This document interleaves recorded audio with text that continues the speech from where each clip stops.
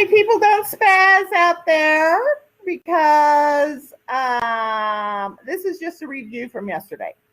But we're getting to the point where we ended yesterday. So I'm so glad somebody brought that up.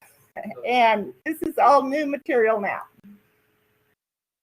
Same. Could we record, please? Yes, Lexi. Thank you. Wait. Okay.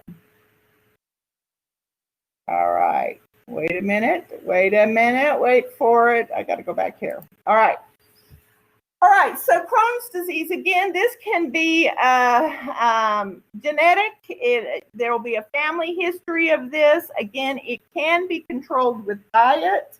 But because with Crohn's disease, there's patches of this irritated bowel, there is some area of the intestine that's working.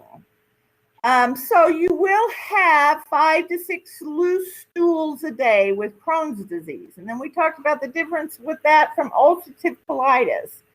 And this is where you have these cankers or these ulcers that usually begin in the colon, but it can travel clear up throughout the entire large intestine.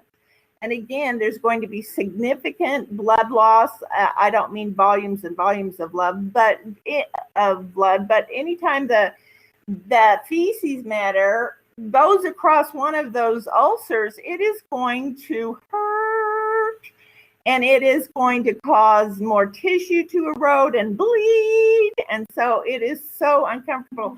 And these people are often very anemic because of the amount of blood loss. And you can have 30 to 40 to 50 loose stools a day. How fun is that? Not very fun at all. And here's the thing, too. Because you have fecal matter passing into these little canker-like ulcers, what is the potential for becoming septic? Oh, yeah, that would be high. Yes, it would. I had a friend whose son had ulcerative colitis, and he got abscess in one of these ulcers. And so,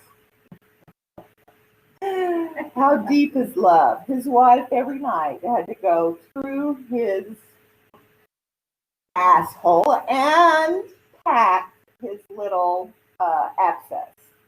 And it went on and on. Unfortunately, his wife was killed in a skiing accident, so he had to get his paper to come to it. How sad is that? Yes. What? What's your question? Did you have a question? No, no, it's very sad. They were very young. 5 kids under the age of 10. Yeah, it's hard. Okay, so here we go. Crohn's disease, 5 to 6 loose stools a day, 10 to 20 loose stools. I did tell you about my friend's daughter who had that. She eventually ended up losing her entire colon. And, she has to eat constantly. Why? Because the intestines, the small intestines just, most of that's where the nutrient absorption comes, but she has lost so much, and fluid is in the large intestine, is absorbed in the large intestine, and so she just continues. She has a pouch, and she just continually is draining fecal matter into that pouch. And she gets no nutrition, really. So she has to really watch. She's just all the time eating, and it's just flowing right out of her. It's very problematic.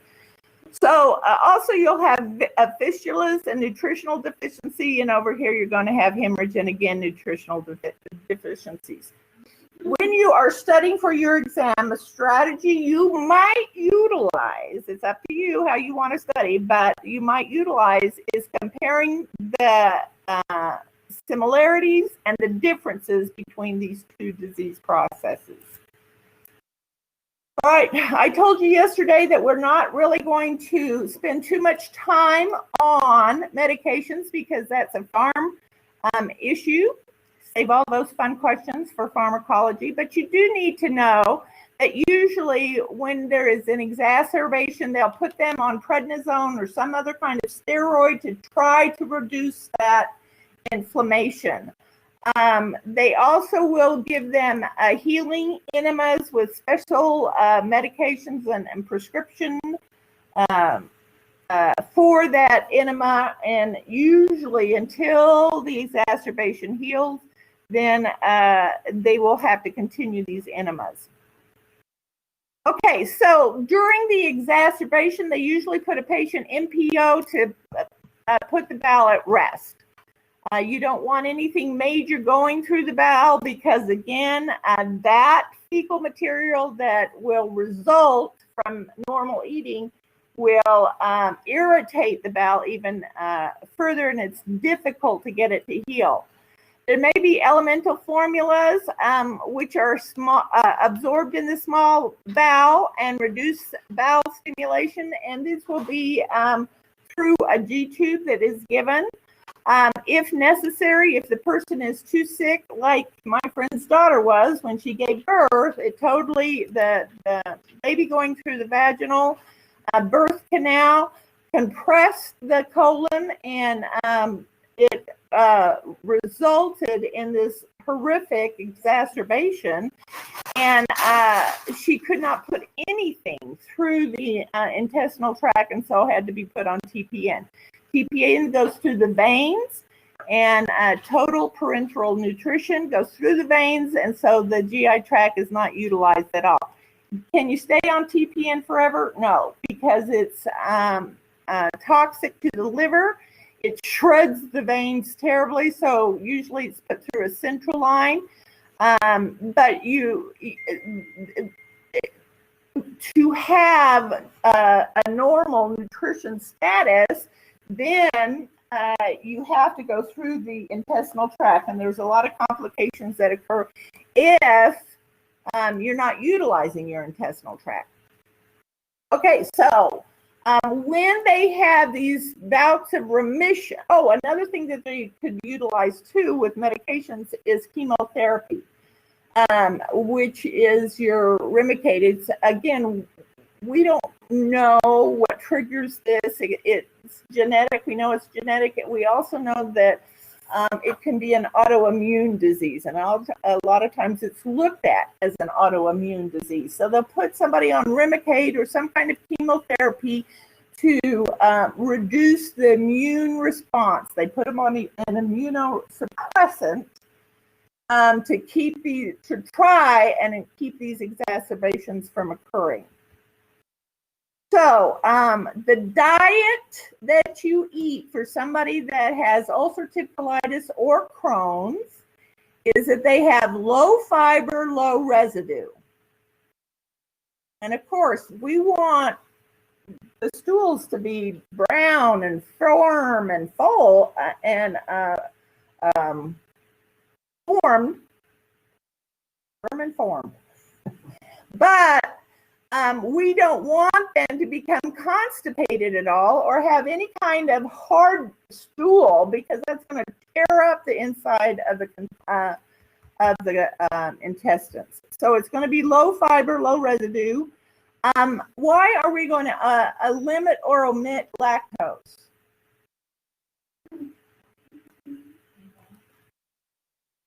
Lactose produces gas. Gas is going to cause discomfort. So we want to limit lactose, avoid caffeinated beverages, pepper, alcohol, and smoking, as these are GI stimulants.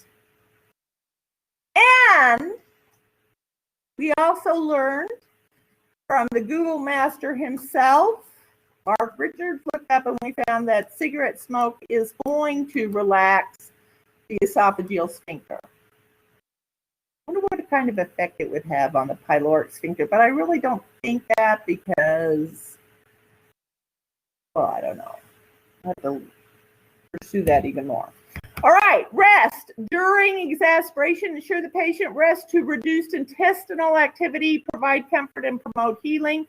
Ensure easy access to toileting, of course, because they're frequently having these periods of diarrhea.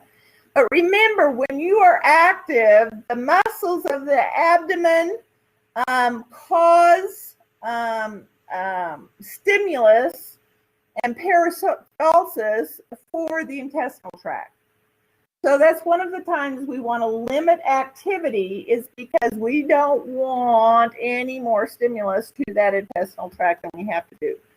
With ulcerative colitis, a colectomy may occur because, again, we have to, if there's parts of the bowel that are so ulcerated and so ineffective, then we need to cut them out. It's caused misery. But, and remember, with ulcerative colitis, it usually starts in the lower colon, the sigmoid colon, but it can advance upward. And like I said, end up with the entire large intestine being removed. Then there's Crohn's disease. And again, with Crohn's disease, it comes in patches. So we can resect the intestine there. So we'll take out the piece that's bad, sew up the intestines together. You don't always have to, when you cut out a piece of the colon or of the small intestines, you don't have to have a ostomy anywhere.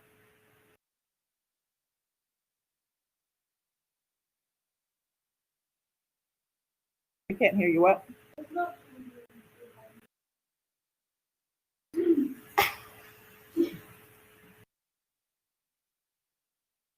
People, I love technology. Okay, we have a problem. We have a problem here in the classroom. So hold on, people.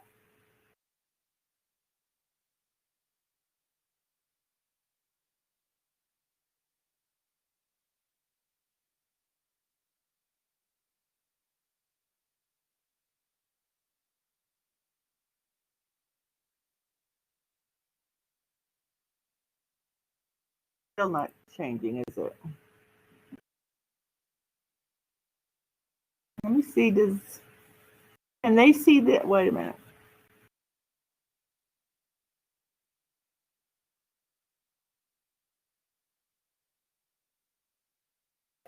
This is not advancing.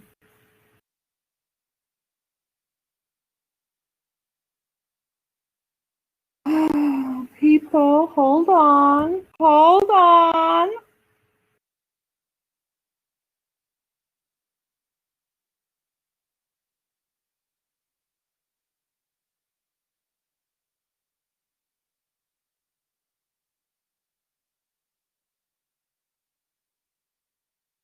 Shut up.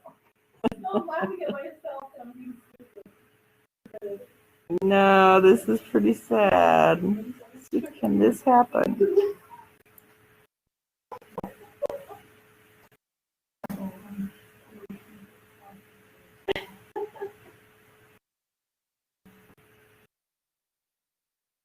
Hold on, people.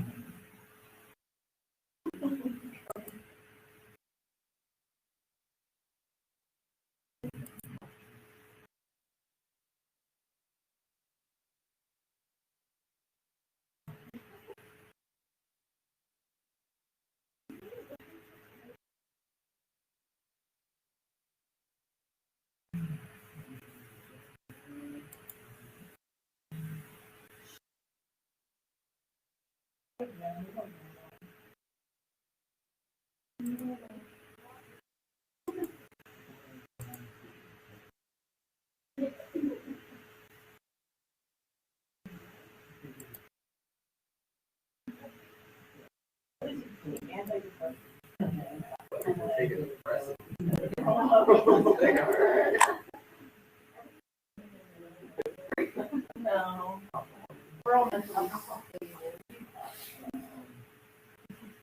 Hey, hold on a minute, people. We're going to turn off the lights and turn them back on again.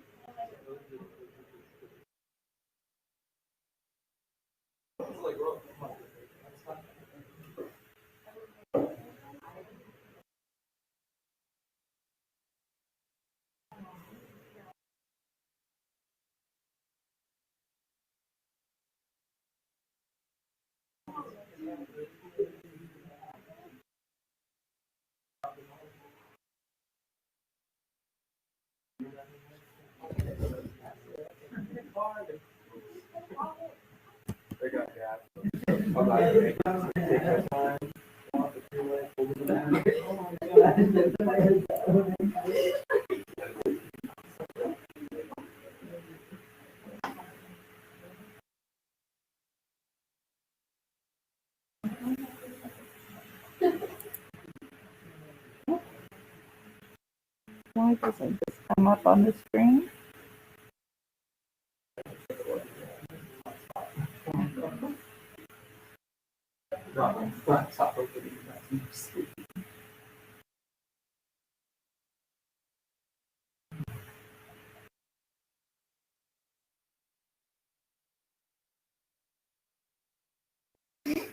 Oh, people, I am so sorry. I only had an hour to do this today.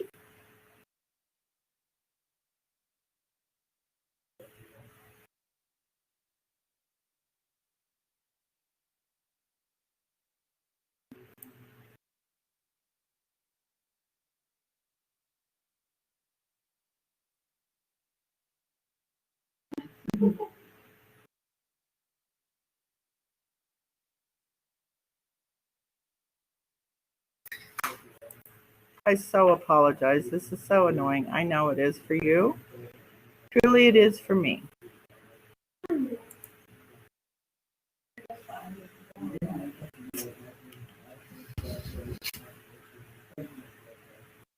thought we had this. I thought we had it under control. It says she's detecting.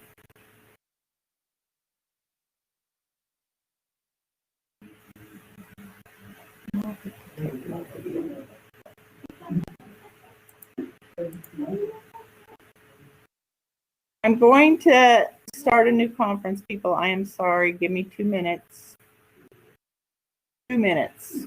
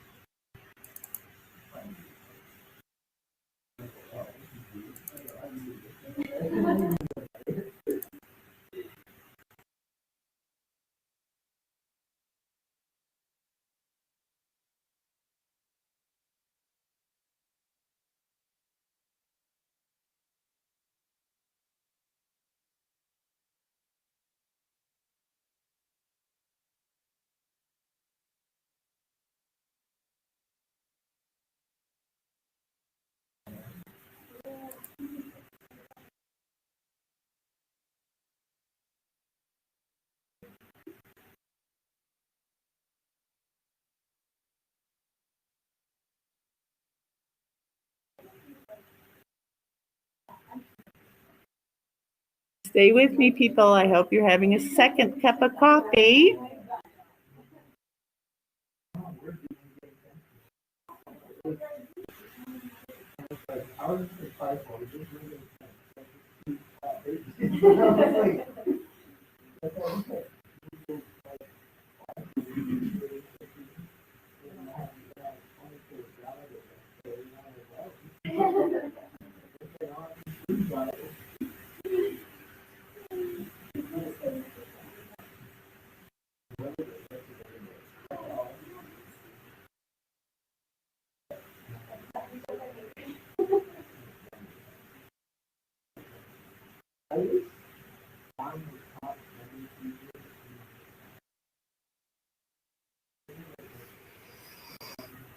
You're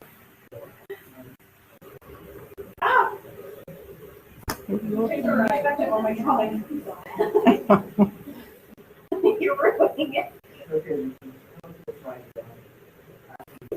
I'm not there yet. We're just.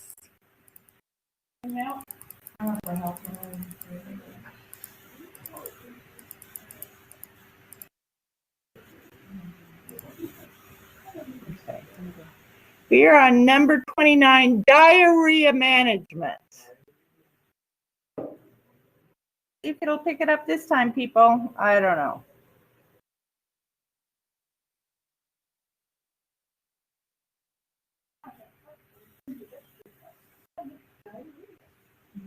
And then,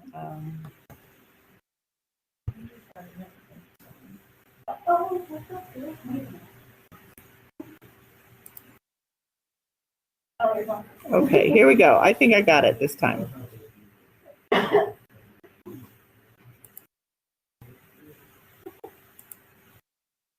Okay, so let's do the positioning again. How are we looking? Anybody can see it? Oh, the camera's not on. Let's go here. Let's go here.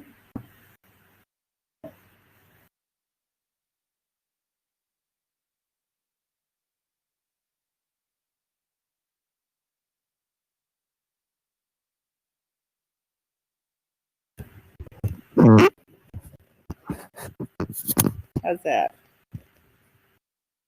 Looks crooked to me. Are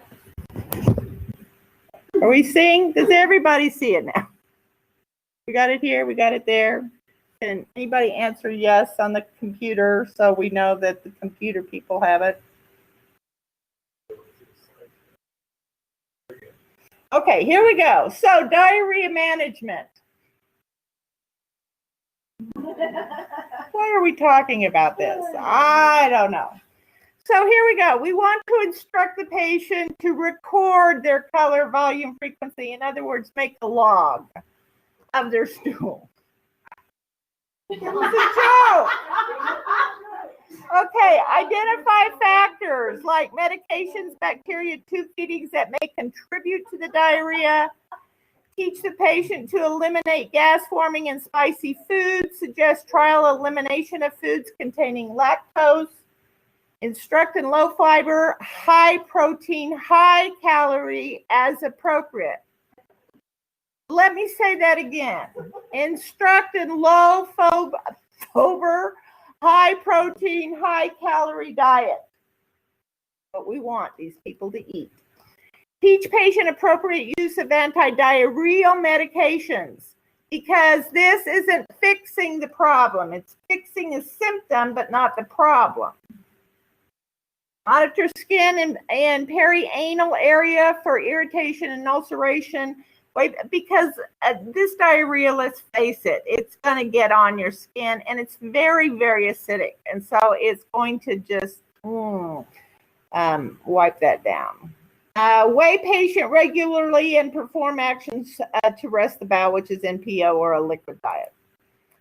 All right, so when you have a patient that has excoriation around the anus, then we want to encourage skincare. And people, this is where true love comes in effect because sometimes there has to be ointment applied and you may need some help in applying that. Pat the area dry, evaluate for foods that increase diarrhea. Does everybody, I know most women know what a sitz bath is. Does everybody know what a sitz bath is? You're not sitting totally immersed in water like you would with a regular bath. You're just sitting with whatever area of the perineum is affected. So, and the thing about it is if you have this gentle flow to it, to that area, then it promotes healing. Apply a thin coat of a vitamin A and D ointment or aloe vera cream. Use medicated wipes instead of tissue.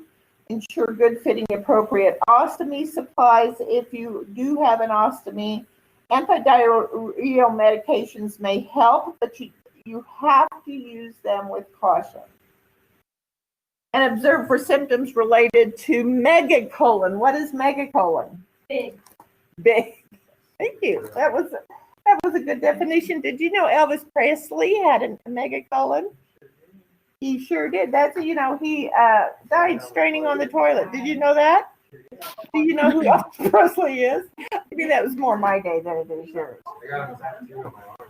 Of Elvis? Oh, there you go.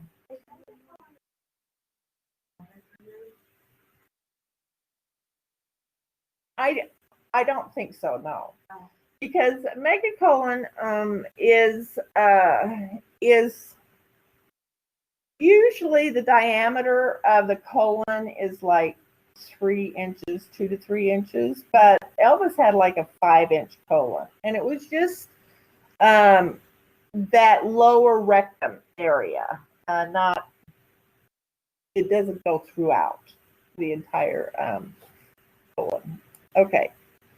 So the person, of course, is going to have abdominal pain because it's like being constipated. You have the sensation you need to evacuate, but you can't, and it causes a lot of cramping and pain that these people experience. So they're going to be very uncomfortable. You want to reposition them and find their area of comfort. Again, we're looking to control this with diet. But the problem is, with a cardiac diet, we probably know what is foods they need to avoid. But since the individual here is an individual, we really don't know what irritates the bowel. We know what commonly irritates the bowel: very spicy foods, very hot foods, lactose, that type of thing.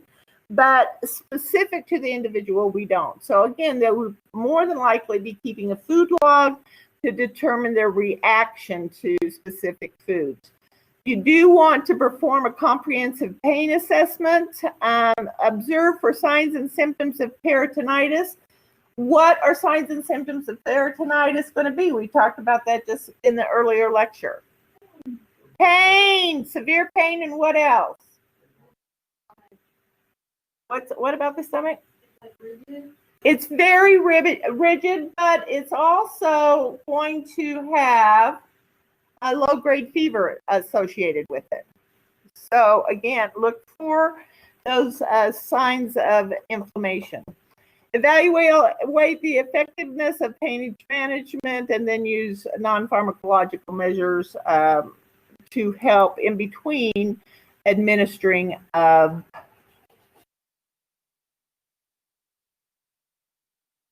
analgesics. Okay, so this is where I stopped the lecture, and you said, but we just stopped 5 minutes ago, because and this is just bothering me to death. I got it fixed. It's all working. Everybody's on board. And now it's time for Chantel to teach.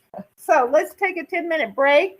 Chantel's going to teach for an hour, and then you can come back and see me struggle some more with technology. All right. Sorry. All I can do is apologize to you. Oh, yeah. Okay. So we'll close this out. I didn't start the recording again. People out there in La La Land, yeah, we're stopping the recording at liver, and I know I didn't record the end of that, but you know what? It'll all be covered in the review. Oh, it is? Yeah. Well, then just stay with the old one then. Are you getting the pictures on the old one? Okay. Sorry, guys. I am so sorry. Maybe the next 2 hours will work. Okay, so take a 10-minute break until 10 after, and then Chantel's going to teach for an hour, and then you lucky dogs get to have me back. Okay, goodbye. Goodbye. You're dead to me for an hour.